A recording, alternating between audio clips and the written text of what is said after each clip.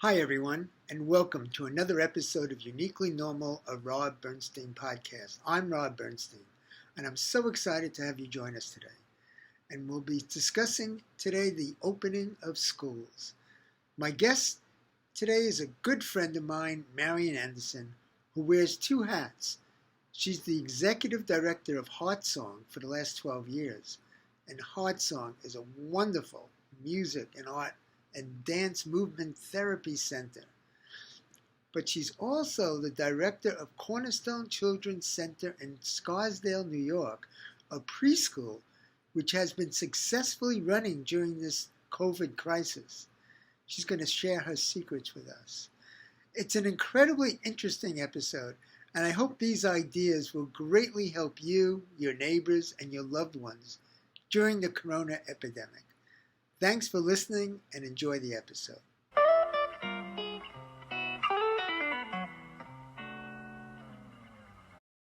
The first thing that comes to mind is that you've been open since May.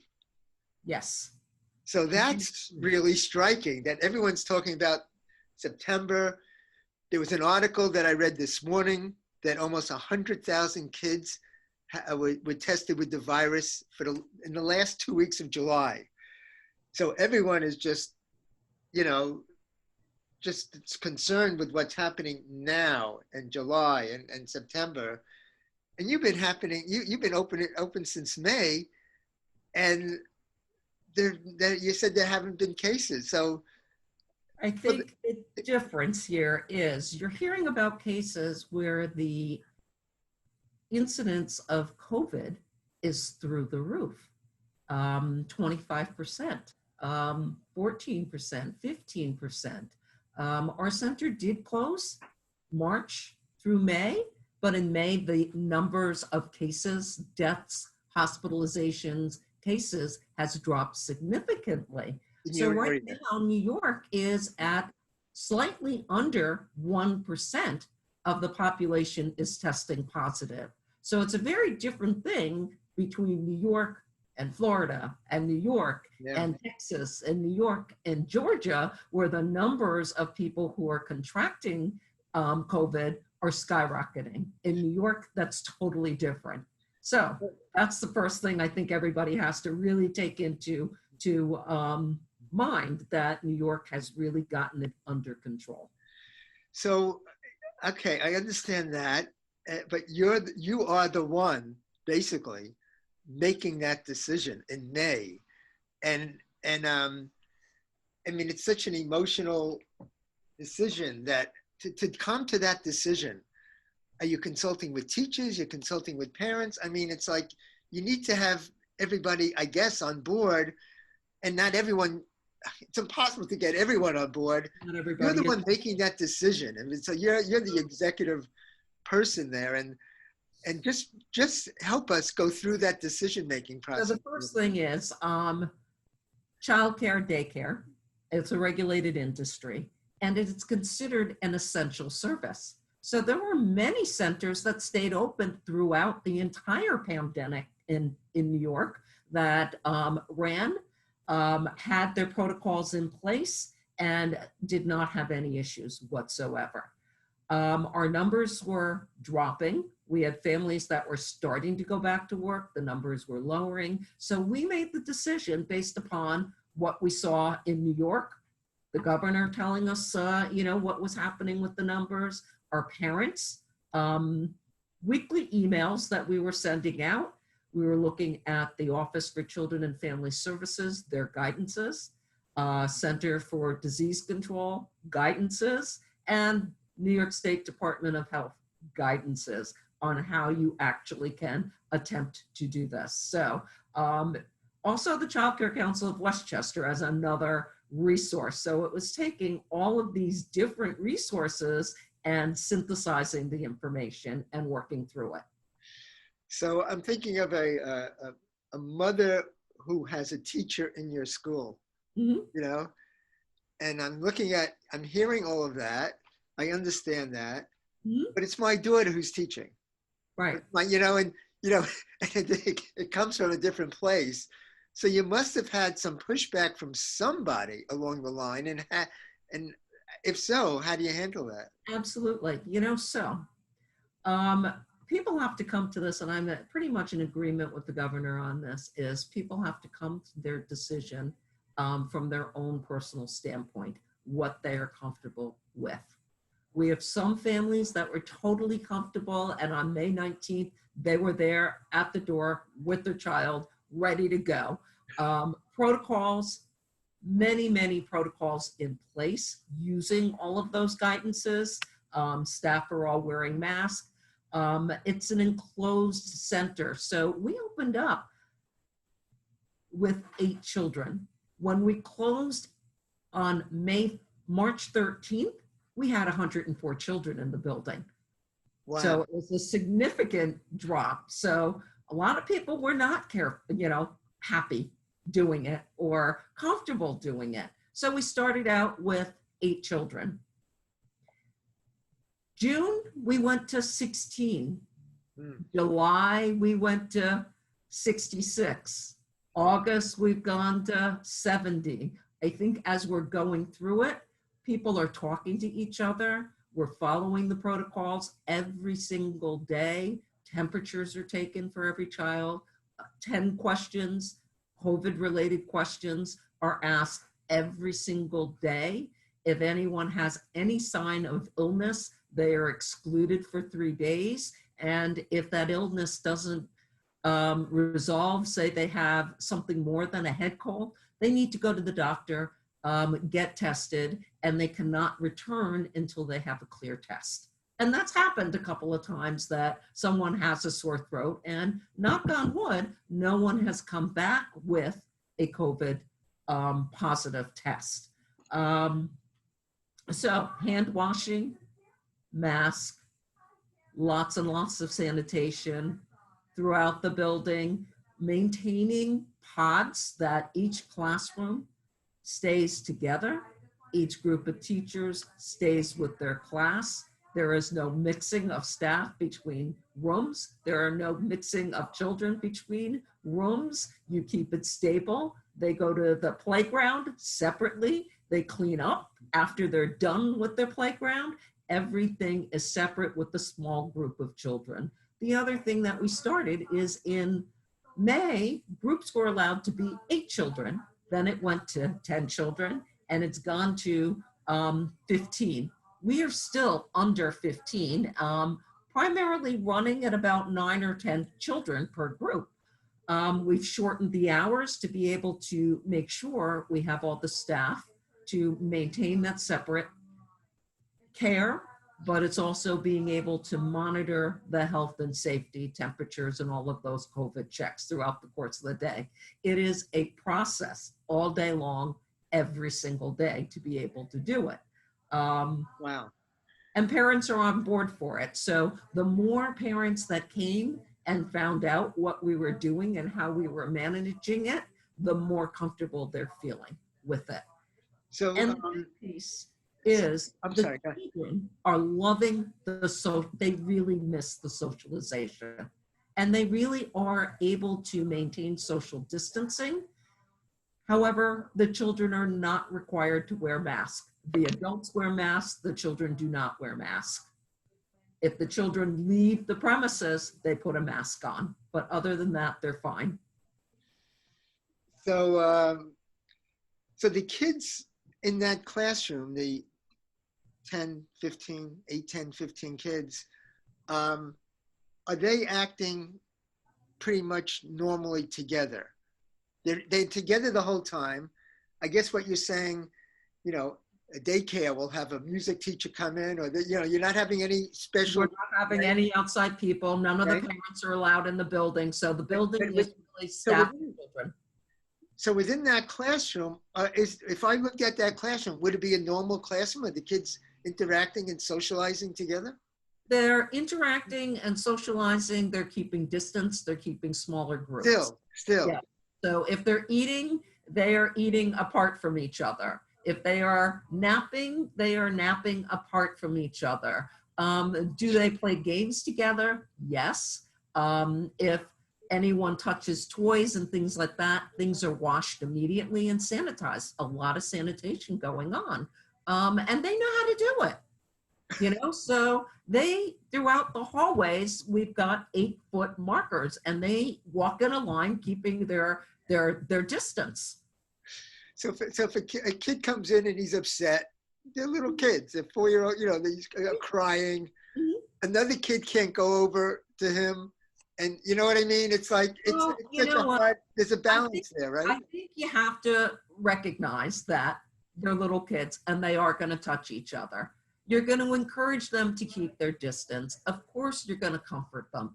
Of course, they're going to comfort each other.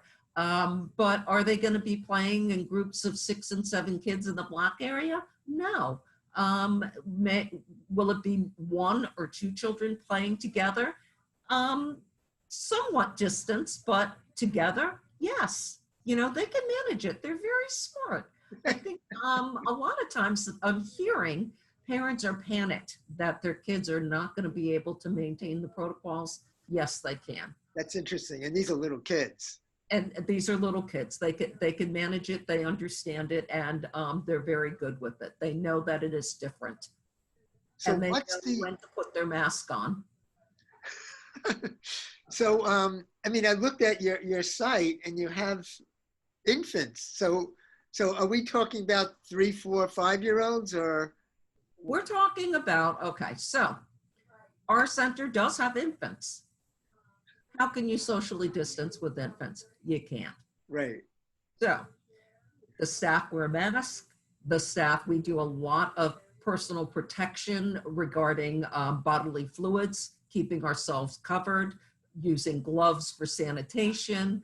But babies are going to be babies.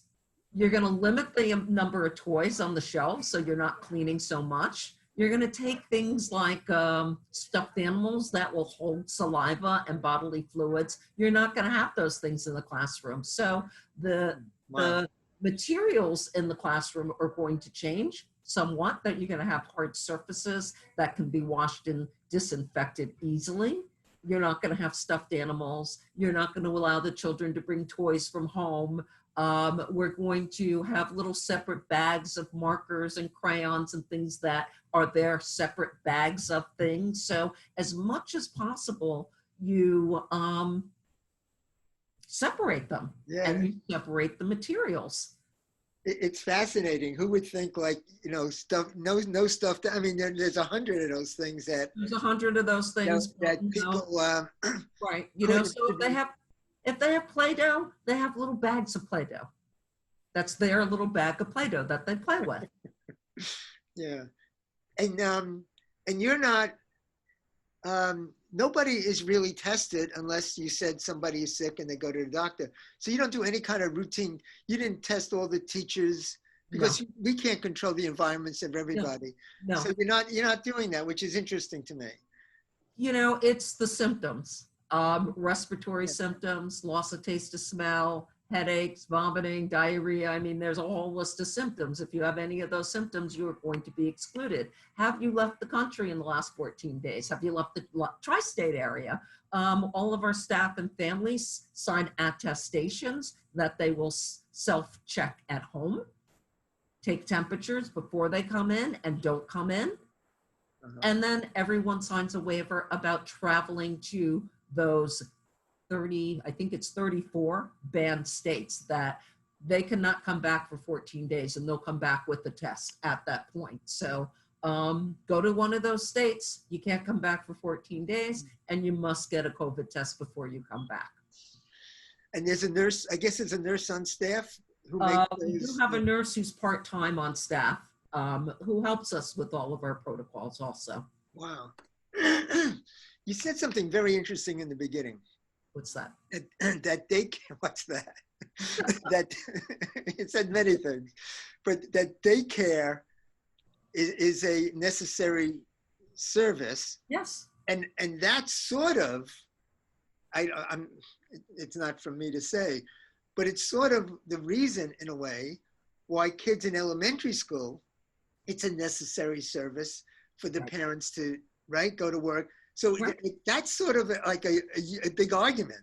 And Right. you brought it right up front that daycare is a mandated or necessary service. Necessary. It's And an that's essential kind of service. seeping into the rest of elementary and high school education. So I think there's a battle here, and it becomes a political battle where Yeah, people, say that public school is not an essential service because you don't, but people rely on school, especially for their K through 6 children right, and their childcare. It's just right. the reality of it. It's education and childcare. What we do at Cornerstone Children's Center is education and childcare. It's both. So parents have to go to work. Essential workers, nurses, doctors, firemen, DPW workers, Con Ed workers. There's so many people that have to go to work, and they have children. Those children need care, and they need good care. So it's our responsibility to provide something that is going to address the health and safety. So the statistics are showing that doctors and nurses that are wearing masks and all the PPE are not the ones that are getting sick. It's the people who are not, So when I put my mask on, I'm protecting everybody out there. So that's our strategy, is we're putting our mask on. So you looked at that school in Georgia where so many kids were sick. You saw the pictures. The hallways were crowded, and very, very, very few, you could probably count them on your finger, of the children or the staff in the hallway had masks on. Put the mask on, wash your hands. It really does make a difference. It really does. So it kind of, there are two powerful forces here. One is safety. In other words, I'm not going to ask you because it's a silly question, but everyone's thinking of the same thing. Mm-hmm. Like, what do you say? What do you do when there are schools that do not or cannot or will not set the protocols like you have? Then they shouldn't be open. They just shouldn't be open. They just shouldn't be open. Period. Okay. Period. And if I were a parent in one of those schools, I wouldn't send my child to one of those schools. I would never send. I've got a grandchild in Georgia. She's staying home because she needs to stay home because of the protocols or the lack of protocols in the schools down there. Yeah. And that's it. I mean, if the parent says I have to go to work or this or that, it's you don't have any qualms about that. You're clear. No. Number one, the parents have to feel comfortable with whatever it is they're doing. Everybody has a very different situation. There are a lot of parents that are still working from home, and there are a lot of parents that are not working from home. So every single circumstance is different. I guess the thing that's helpful is for the ones that actually stay home, it helps for those parents that do need to send their children to school, because it will lessen the number of children in the environment and help with the social distancing. So I just think that both need to happen. We've got right now, out of my 104 that should have been in my center, we're just at 70, so it helps. To be able to distance and to keep the group small and to do all the things that you need to do. So here's a question that that you may or may not like getting, but it's real, that you start with 8 kids in May. I mean, there must be a financial hit, and you, right? And you have to, I guess, let people go. And I mean, like the auxiliary staff, like a music teacher. Well, you're not going into, I mean, like, give us an inside story of that whole thing. So, we went from May 19th, opened up with 8. Our enrollment had been projected at 104. Huge financial hit. About $500,000. Wow. Yes. Are you funded by this? No, we are not funded by the state. Totally private. Is the COVID release dollars from the federal government. the PPE was able to bring my staff back, and the EDIL is able to also help with some of the COVID related things. However, it's still a struggle, which is why we had to cut hours to be able to maintain the groups that we needed to maintain. So there are a lot of intricate decisions that we have to make, but costs such as gloves that staff wear for diaper changing and that sort of thing went from $20 a case to $60 a case. Yeah. So the additional cost for thermometers and masks and all of those things that have, it's a tremendous expense. And, the federal dollars did help with it, but at the end of the day, we also have to kind of balance that with enrollment and also balance that with staffing and then the amount of hours that we can actually give. So a lot of communication with families who's working from home, who can manage shortened hours. Most of them can right now. And it's just an ongoing odyssey at this point to see how this can happen. Like when I was young, there's something wrong about this picture. The government is saying it's essential, and then they're not giving you things like, gloves and diapers. It's like right. you have to stay open, but like at least give us a bulk of this stuff, which right. Which they can do. I mean, it's right. within their capacity to just right. say, okay, for every daycare center, we're going to give you a load full of diapers and gloves and there's some of these simple things. Sanitation. So, I think that's also part of the challenge in the public schools, that so many parents going back into the public schools are really concerned about the sanitation and the cleaning and the supplies to do it. So, I was watching something this morning, Clorox wipes. They're next to impossible to get. And they're saying there's going to be shortages for at least another year. This is something that we're going to have to be living with for at least another year or maybe more. We're going to be wearing masks for a long time. Let's just get used to it and get on with it. What I think you're in a real practical way, because I'm practical in my work, and just practically speaking, I think you're going to be, it's a wealth of information that you have that we haven't touched upon, and we won't because it gets boring after a while. But there are people out there who are probably going to, call me or call you or me through you. It's like things like you told me when we were talking the other day, that we can't use bubbles. Right. I mean, like who would the bubble machine, but you cannot blow bubbles, right. Because you think about that. Who thinks about it? How does COVID spread? Yeah. But this is where you're on the front lines. You had 0 cases since May. Right. So you're the model. I don't know if you see yourself as a model, but in my head, you're in my mind, you're a model program. And there are these hundreds of daycare centers that are open that may not have as good luck as you. And you could take the bubble example, and they're going, yeah, of course. Of course. But there are probably so many things like that you have thoroughly thought of inside out. And your success. That you haven't thought of. I'd say something. It's always something new. It's challenging because the staff doesn't always think about it. So simple things like our food, our kids would eat family style and they would pass and serve. We can't do that anymore. Everybody has individually packaged food, period. That's it. So. And I work with these kids, and food is a learning. Right. Exactly. Tool.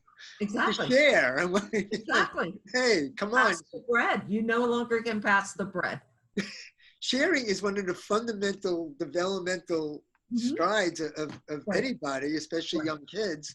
Right. And it's so weird. If you're saying we have to do this we have to train our kids not to share. Isn't that mind-blowing? It is mind-blowing. It is mind-blowing. Yeah. But I think adults forget about the resiliency of children. They're so resilient. And if you work with them and you don't panic and you go about your day and remind them of things without hysteria, they manage it very, very well. Very, very well. It's the adults. The children, I think, have an easier time. And I think that's also part of what you're seeing with school-age parents is they're panicking for their kids. Oh my God, they can't wear a mask all day. Oh my God, they can't do this. And oh my God, but they can. And they will do it willingly. And if you're calm about it, they'll be calm about it.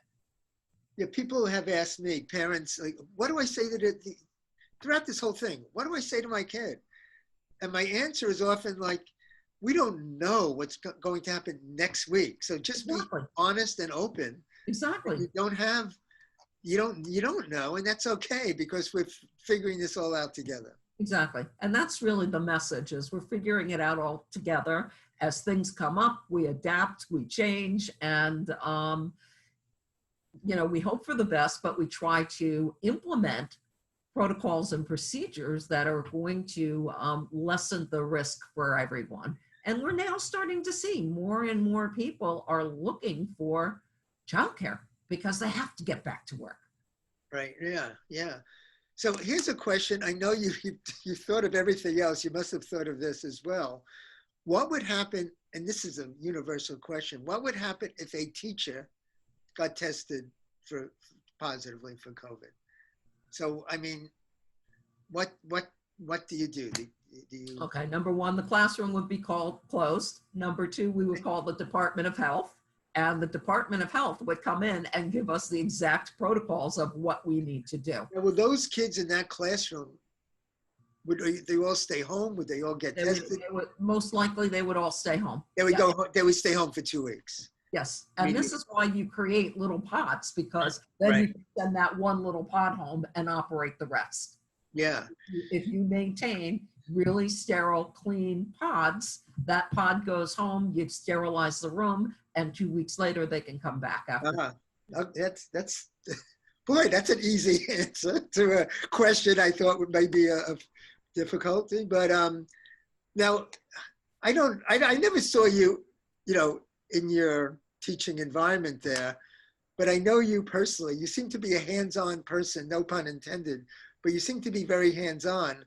So you're floating, I guess, no? Aren't you kind of checking to see how things are? I am checking. However, if I go to a room, I don't go into the rooms as much. I have cameras in the rooms. I can see what's going on. If I do go in the room, I will stay by the door and not really go into the room.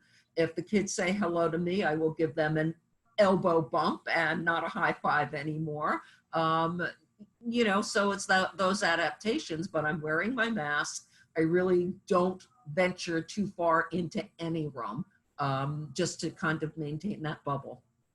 So you probably, my guess is you're using the cameras more because now you have a situation in a class of 10, 15 kids with one teacher, right? No, not with one teacher. Well, we'll talk about that in a minute. I know but you have a teacher in a room with several kids, and there might be a kid who's having some kind of issue. And now the teacher has to make a decision. Should this kid leave their little pod and sit, with a nurse or you or right? And like, that's like, it's not an easy decision anymore. I mean, I'm imagining your place is like, hey, wait a second. You have to keep an eye on these kids a little more than usual. Do you find yourself looking at the camera? And the staff are on high alert, but staff are not alone. This is part of this whole COVID thing is now you have to have 2 staff in every room at all times, and sometimes there's 3. So there are ratios that need to be met. So nobody's ever alone. They've got a health and safety protocol. So if there are certain things going on, they can pick up an intercom, they can call me, they can bring a child down to me. We'll take a look at that child and make a determination as to whether they go home. If they look like they're sick, then we have to keep that child separate from the rest of the class at that point until they are picked up, which has to be done within a certain period of time. So these cameras and intercom that may not be in these very poor areas, I mean, that seems to be sort of an essential part of this whole mechanism. That you can communicate at any time. You need to be able to communicate. I mean, there are some centers that have walkie-talkies. Oh, yeah, that makes sense. You don't have that, but some do. Yeah, some do have walkie-talkies. We have phones that have intercoms. If you really had to, you're really not supposed to do this. I suppose you could use a cell phone, but you're really not supposed to have that kind of technology in the classroom. Oh, because? Because Miss Lucy, the teacher, decides that she wants to take a picture of little Johnny, and isn't he so cute? And I'm going to put that picture on Facebook. Okay. Okay. That's a tremendous breach. Or Miss Lucy is supposed to be interacting with the children, and instead she's on her phone and she's texting or she's talking to someone. So New York State really deems that technology should not be in the classroom. That makes sense. I agree with. And if Miss Lucy has an emergency with her kid, they go to school. Somebody should call the main desk and call Miss Lucy. And they all know that, and they have that. You know, so we make adaptations to it. So when you started this, you had to educate the teachers. Well, you had to educate the teachers and the staff. Yes. Did you have people come in? Were you the one, explaining the protocols and all of this? I'm constantly explaining the protocols. Yeah, when I say all of this, I really mean all of it. Explaining the protocols. But before we opened, we had staff meetings. Everyone got a written list of the protocols. We had to sign and fill out for the Department of Health protocols and best practices, and really kind of identify the things that we're doing. So New York State Department of Health really has put out a lot of really great information that includes information from CDC of what you should be doing within the environment. So we wrote up our own policy. We wrote up that policy. The staff signed off on it. The parents signed off on it. They know what we're doing within the center. So you took all the information out there, which is a ton. You wrote your own policy. Yes. Wow. Synthesized it. For our particular site. Because every site is different, and that's basically what they're saying with the public schools. Every school is different. The physical plant, the staffing, all of those things. So you have to take all of that into consideration. Where are they going to be dropped off? Where are they going to be picked up? So it's from the second the client comes to the program to the second that they leave the program, you have to think about every single step of the day. Every single step. What happens? What happens when they go outside? What happens when they go to the bathroom? Who takes them to the bathroom? All of those things, whole thing has to be really spelled out.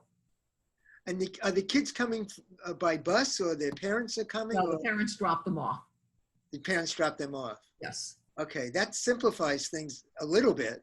Yeah, so in a couple of weeks when school starts up, we're going to have some school-age kids that may be coming in on a bus. So now we're starting on those protocols. Oh, okay. So you go until what? So how high do you go? I thought it was preschool. 6th grade, 5th grade. Oh. School-age children, they come before school and after school, but now looking at it, we may have some school-age children 3 full days a week. Right. Yeah. Now, are you in charge of that as well? Yes, that's part of the program.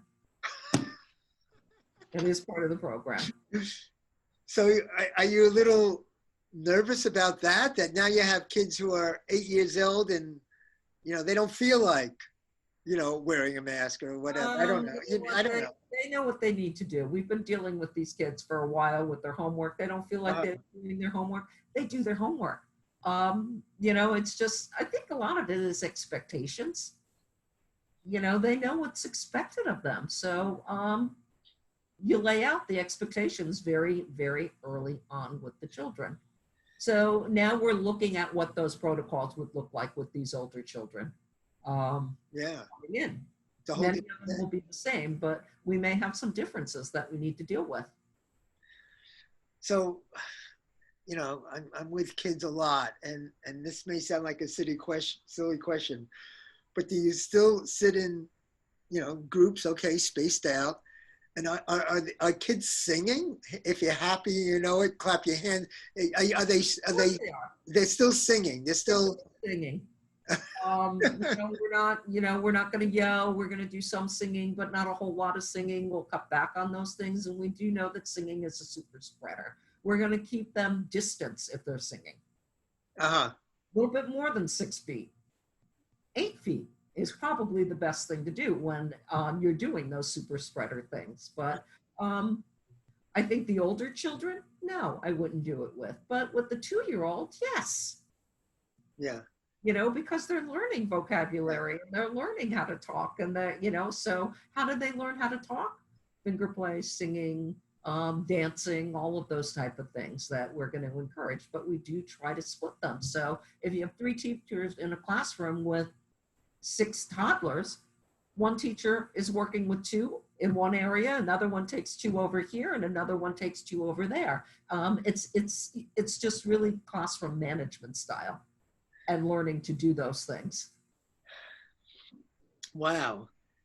So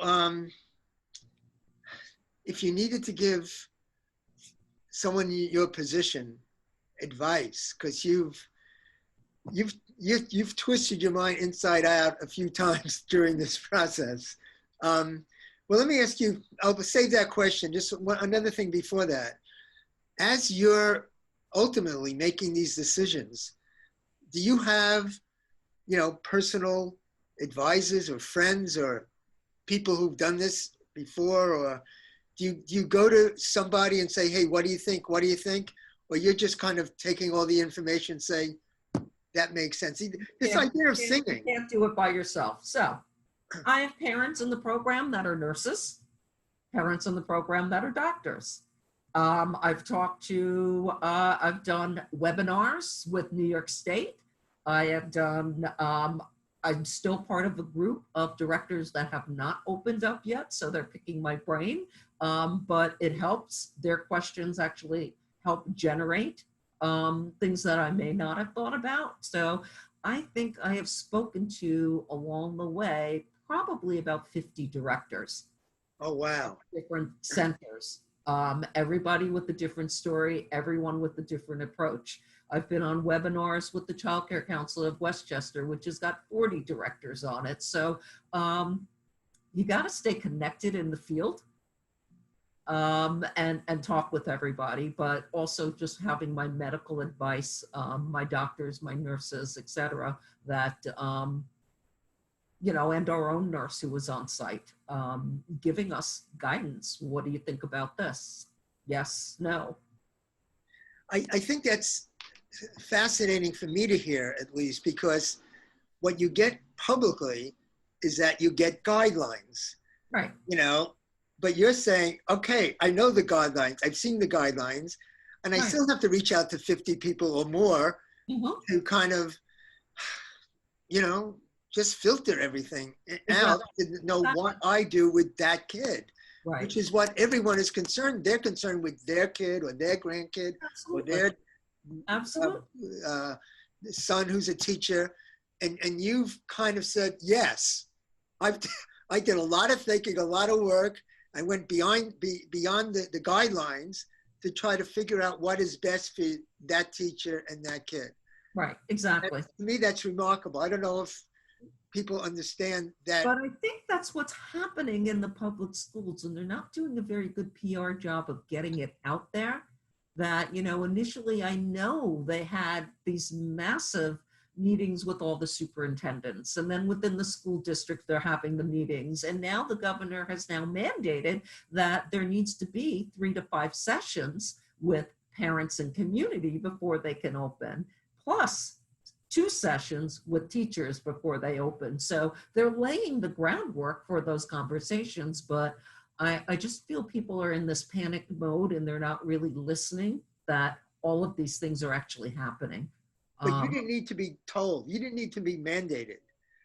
No. It's different. It's different. I worked in the Board of Ed too. It's different when they said, okay, this is mandated, this you have to do this, from something that's really coming from within yourself, that I need this because I need this in order to have a healthy environment. It just feels different. You know, so it's a place of, I want to keep myself healthy because I'm considered a high risk group, but I also want to keep everybody else around me healthy. So how do I approach that? I want to keep people safe and I want to keep my business open. So how am I going to do that?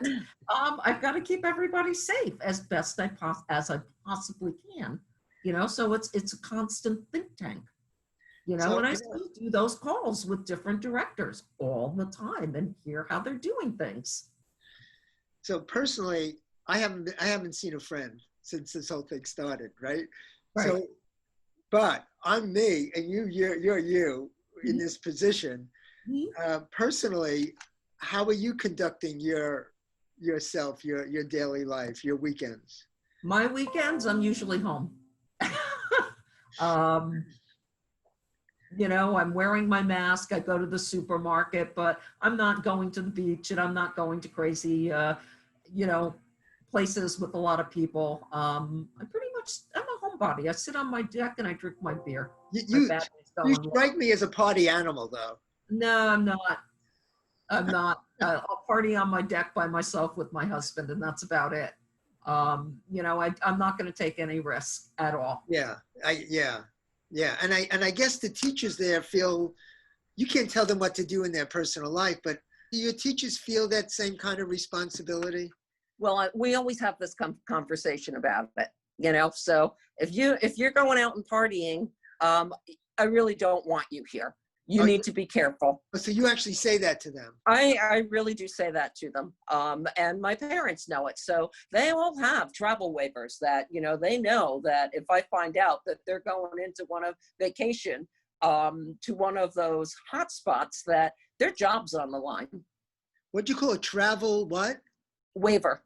A travel waiver. Yeah, I had an attorney you know, write something up for me that we call a travel waiver, that they agree that if they leave the New York State area, that they will let me know where they're going.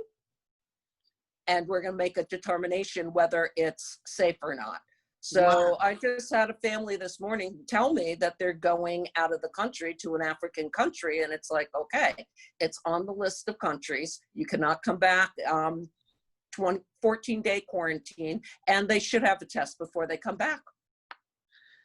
That's, you know, but it takes a village. So we all have to work together, and they need to understand that you're putting yourself at risk. I'm not going to allow you, if I can, to put everybody else at risk.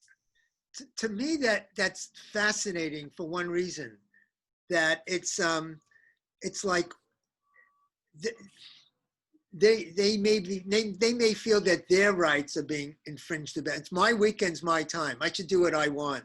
And you need to protect yourself and the kids. And so it's just a very interesting legal thing in my mind. I have to consult my kid on that.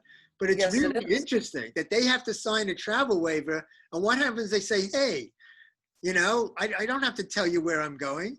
And it's just an interesting dynamic, but your mind is clear.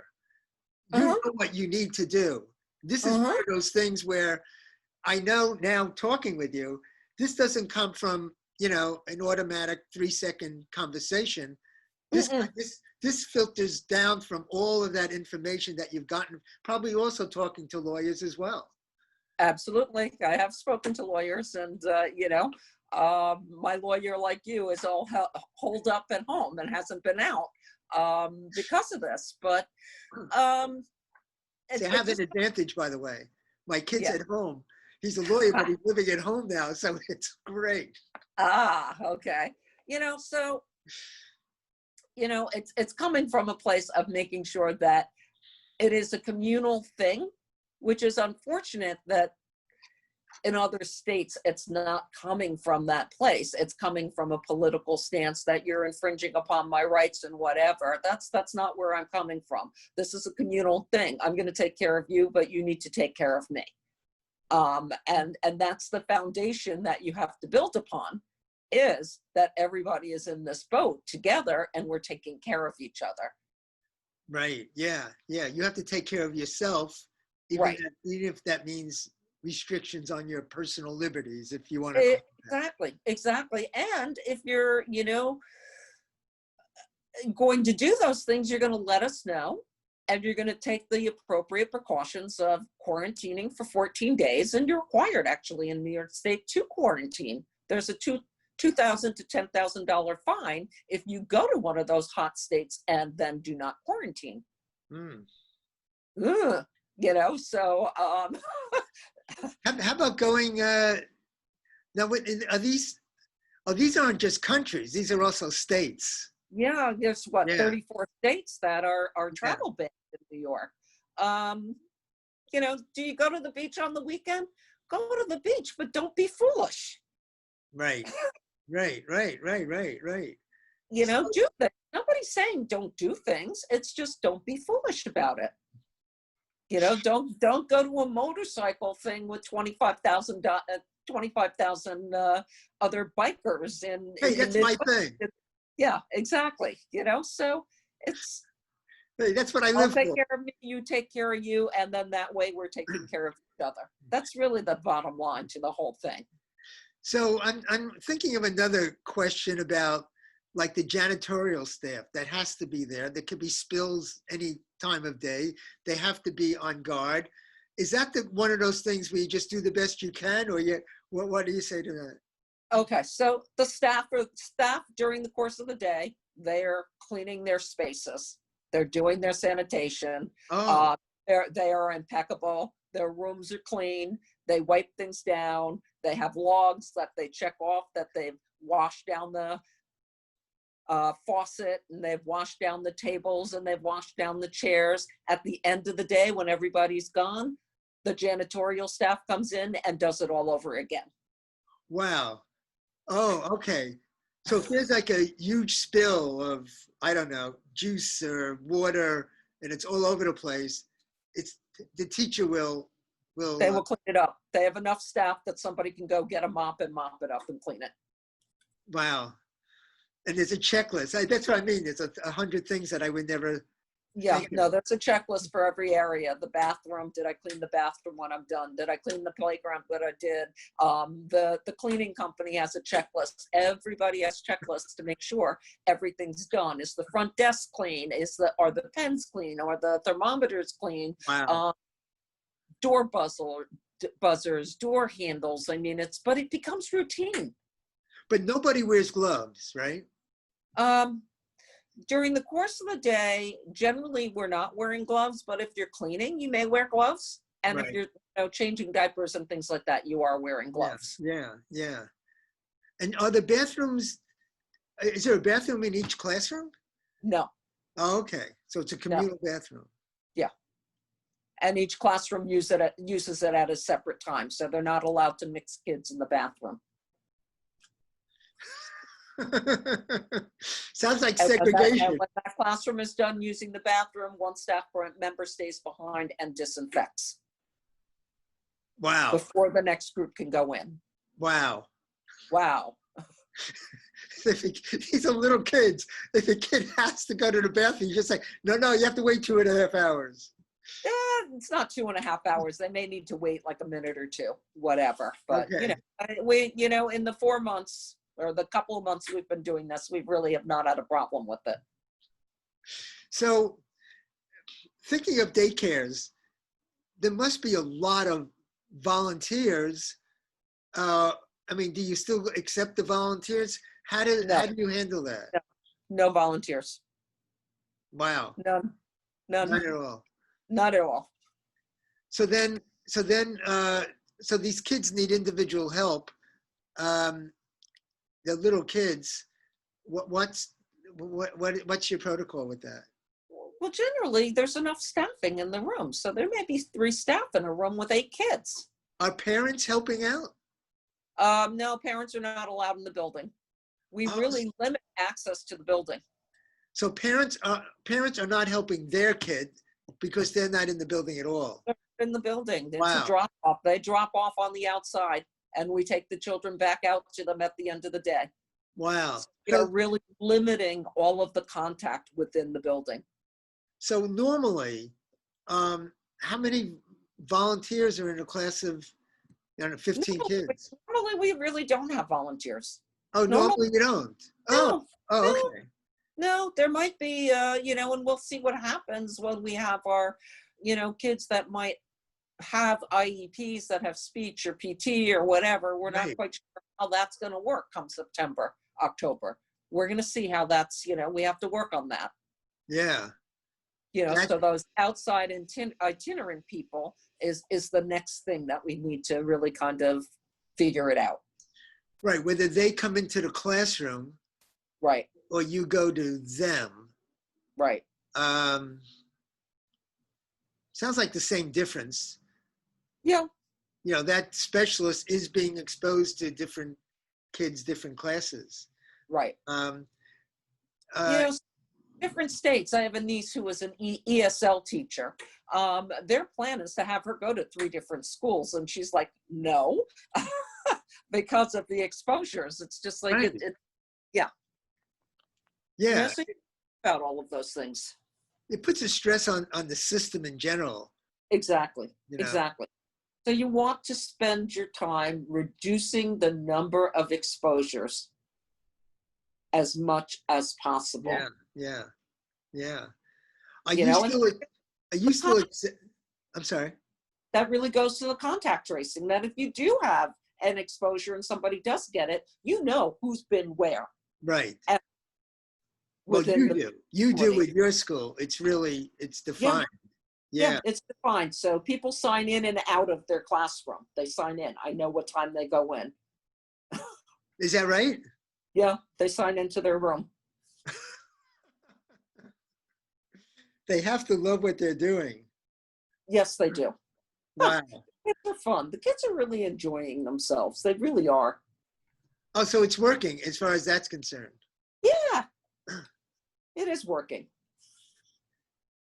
So is there, I think you just answered my question, but is there like a stress, like an underlying stress level? You're bound by all these protocols. Is there that underlying stress that teachers might feel, kids might feel? Is there that kind of anxiety that might be there now that may not normally be there? I think there are a few kids that we see the stress level, but we can tell that some of it is what they're bringing from home. Bringing stress from home. Talk about that a minute. Yeah. So, what's going on in the home. We're being very careful. We're not going out. I talked to a parent recently whose daughter is afraid to go outside now. She does not come to us right now, but daughter's afraid to go outside. And that comes from nowhere but the parents, the parents' own anxiety. So we really have to check our anxiety at the door as best as possible and talk about these things together. If you are feeling anxious about something, talk it out with the adults and not bring it into the classroom and not bring it with the children. It's, but the kids in general and the staff in general, everybody feels safe. If you make them feel safe with the protocols, it reduces the anxiety for them.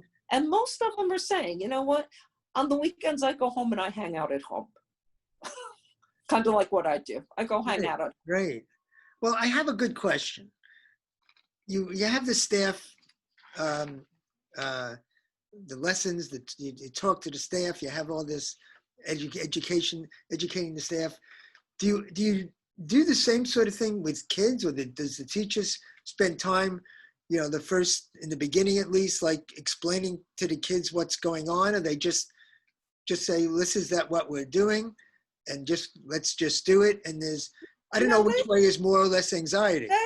They explain to the children what we're doing and why we're doing it, but in simple. It's simple. Yeah. In simple terms. They're all accustomed to wearing masks. Right. The 3-year-olds and up or whatever, they're 2-year-olds really, but 3s, 4s, they're like pros with their masks. They have no problem putting them on and going for a walk in the neighborhood or going to the, local playground and keeping their mask on. It's never a question or a problem for them. They really do get it. That's yeah. Are you still accepting kids into your program, or you Yes. are? Yes. Okay. Yes. So calls are happening all day long. Every day people are looking for spaces. And you'll have a very strict criteria for accepting. Yes. New kids. So there's a lot of paperwork they have to do. They have to, sign off on all the protocols, and it's a lot of paper for them to go through. They all go through a tour with me after hours, so nobody's exposed, and they hear about all the protocols, everything that we're doing, and what is expected of them. Wow. And are they locally, or do they come from a distance? Because if I had a kid, this kind of business, it's local. People need to keep it local. Yeah. Wow. So what? Someone's starting a daycare or doesn't know what is striking to you that you can help or advise, or like what's your words of wisdom to the general public like you? And then I'll ask you what are you going to say to the broad community where who don't have these things under control like you do? Okay, so starting a business like this, it's not an easy endeavor. You do need to have a good, solid background in early childhood development. Did you actually start this daycare? Yes. Oh, I didn't know that. I opened it in 2010, so we're 10 years in. Happy anniversary in June, 10 years that we opened it, but I've been in the field for 30, so I've worked as a teacher, I've worked as, a director, I've worked as an executive director, and then, this just kind of happened. But, so I have a good, solid theoretical foundation of how children learn and think and etc. So do your homework, know the regulations, get yourself licensed, because it does require licensing, and that is a daunting task because there are lots of rules and regulations that go along with this. So anything more than 3 children, 3 or more hours a day, you should be licensed, period. People tend to not do that when they've got their babysitting 4 kids. It's illegal. They should not be doing it. Whoa. So you're hearing a lot from school-age parents that they want to set up pods and hire teachers, and they've got to be very careful about that because there's lots of rules and lots of liabilities around that they need to think about very, very carefully before they do that. Yeah, that's the latest thing. Yeah. That is the latest thing, and people need to think about that guess what? If I have a teacher with 8 kids and that teacher is with them for 4 or 5 hours a day, they're really not supposed to be doing that. And a teacher under state education should not really be delivering a curriculum without getting it approved by the state education also. So there are 2 places that people need to be very careful on rules, but it's also the liability. What happens if somebody gets hurt or somebody gets sick, or, all of these protocols that we've put in place? You need to think about all of those things and write them down and be very clear about how you're going to manage all of these little aspects from the second that child comes into your sphere to the second that child leaves your sphere. And I don't think that's really happening. So my message to people is wear your mask, wash your hands, and be very, very careful about what you're doing with children, groups and whatever. Just explore very carefully. I mean, I'm listening to NPR this morning, and everyone's hybrid. So do you have any virtual learning at all, or that you're all hands-on? We did in June, the month of June, that we had a lot of clients that they did not want to come back yet, but they were coming back in July. So we did virtual learning for those kids that were at home, but they're now in care. So at this point, no. Right now, what we're doing is for our families, they're not able to come in the building. They are getting a weekly newsletter that is sent to them by a phone app we have. Plus, they're getting the teacher's weekly lesson plans, plus photos and things, so they know what's going on within the classrooms. So are you, part of your data system, are you taking into consideration kids that live with their elderly, grandmother who's compromised? Is that part of, your system, and maybe you won't take that person, or you do? And are you aware of that? Do you ask those questions?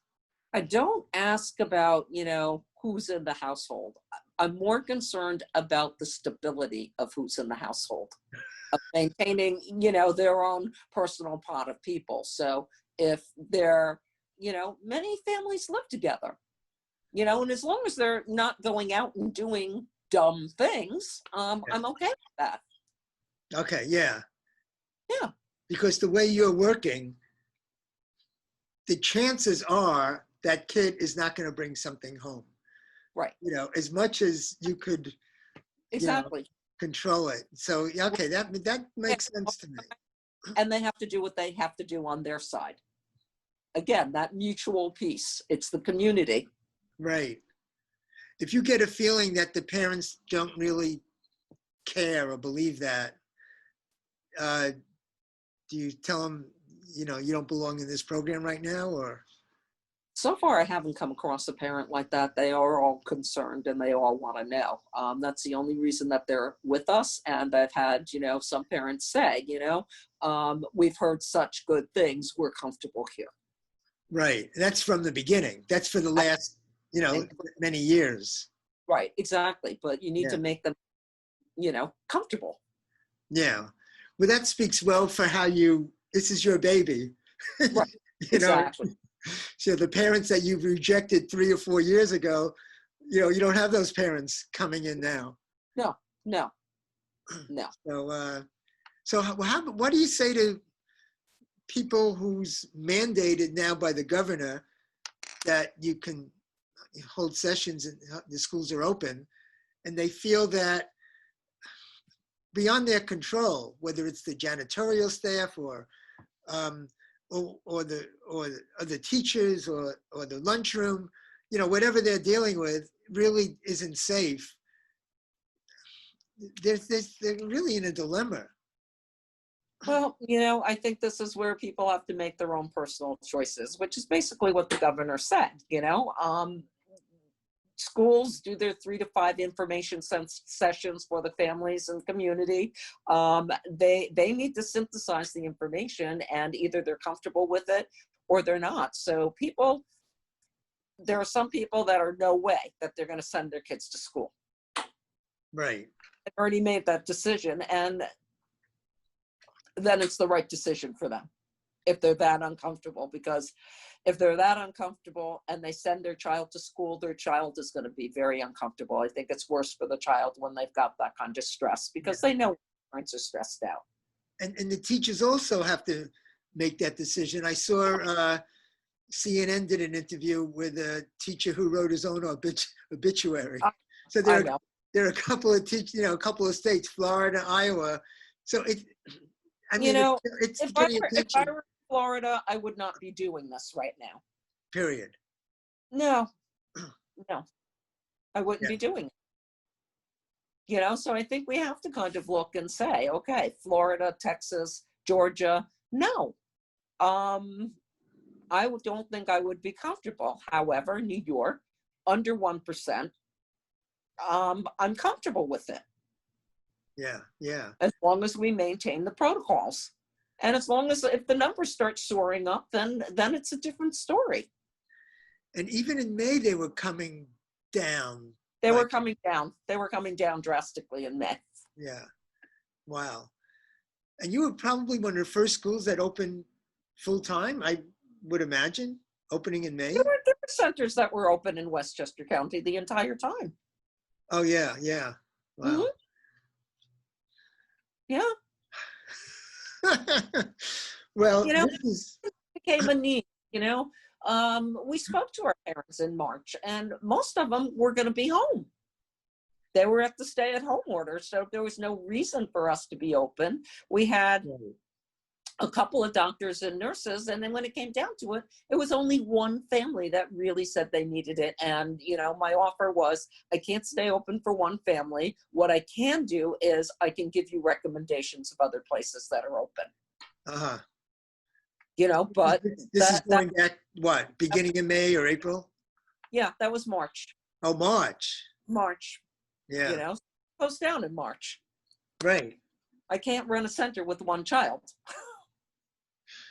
So you're saying even though it was a stay-at-home order, it was March, I don't know, 20th or whatever it was, even then they were still essential and some stayed open. That's pretty amazing. Yeah, well, all those doctors and nurses and sanitation and fire people and police and... Hey, I just got my lighting yesterday, so I'm glad the Con Ed workers were still working. we went a week without electricity. Yeah, we got ours Saturday. Well, thank you. This has been enlightening, so to speak. All right. It's always a pleasure chatting with you. This is good. I really think this is going to help a lot of people and make people think. And hey, do you have stuffed animal? I mean, there's 100 of these things. And I think what a resource you are to your community, and not only your professional community of daycare centers throughout the country. I think people could really look at you as a successful model, with 0 cases since May and all the work and thinking and filtering and deciding. It's pretty remarkable from my point of view. Right. Well, it's daunting, but it's doable. That's the whole thing. Daunting, but doable. You just should be recognized with some kind of a COVID conquering award or something. Yeah, well, I'm not sure we've conquered it, but knock on wood, we're good for right now. Well, I really appreciate you coming on, Marion, and Marion Anderson. And you want to Cornerstone Children's Center in Scarsdale. We do have a website, so they can contact me through the website, www.cornerstonechildrenscenter.org. Okay, let's say that again. www.cornerstonechildrens with an S center.org. Right, Cornerstone. It's hard to, you never ever heard that. And it's in Scarsdale. I think, thank you so much for joining us.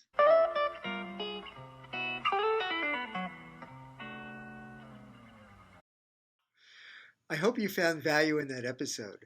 Make sure to like and follow me on Facebook, Rob Bernstein Autism Speech, and on Instagram @Autism Speech. For updates and live Zoom calls with me, feel free to email me any questions to rjb@autismspeech.com. That's rjb@autismspeech.com. See you next time.